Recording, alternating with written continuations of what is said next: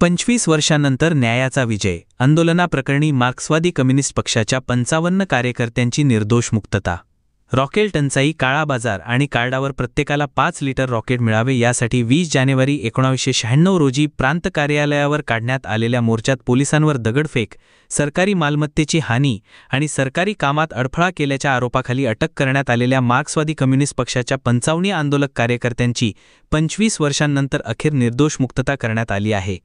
या मोर्चाचे नेतृत्व comrade Suryaji Salunkhe, comrade Datta Mane, comrade Madhukar Chikhale, comrade Shivgonda Khot, comrade Anand Chavan, comrade Ashraf Pathan, comrade Zainabbi Nadaf आदींसह सुमारे 200 कार्यकर्त्यांनी केले होते.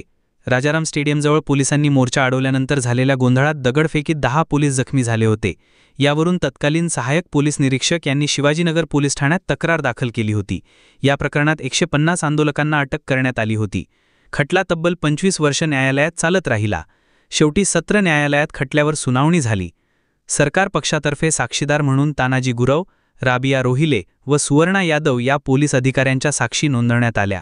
मात्र गोंधळाच्या परिस्थितीत नेमके काय घडले हे स्पष्ट न झाल्याने आणि आरोपींना प्रत्यक्ष ओळखू न शकल्याने फिर्याद सिद्ध होऊ शकली नाही. संशयितांच्या बाजूने ॲडव्होकेट मेहबूब बांडदार यांनी प्रभावी युक्तिवाद करत सांगितले की हा मोर्चा तत्कालीन सत्ताधाऱ्यांच्या विरोधात होता, म्हणूनच दबावाखाली खोटा खटला दाखल करण्यात आला होता. न्यायालयाने हा युक्तिवाद ग्राह्य धरत सर्व 55 आरोपींची निर्दोष मुक्तता केली. या लढ्यात ॲडव्होकेट बांडदार यांना advocate Prasanna Kulkarni, advocate Devanshish Bohra, advocate Deepali Hanbar, advocate Rachana Patil, advocate Sheetal Shirdhone, advocate Sakshi Ghorpade, advocate Saniya Danwade यांचे मोलाचे सहकार्य लाभले. चॅनेलला सबस्क्राइब करा आणि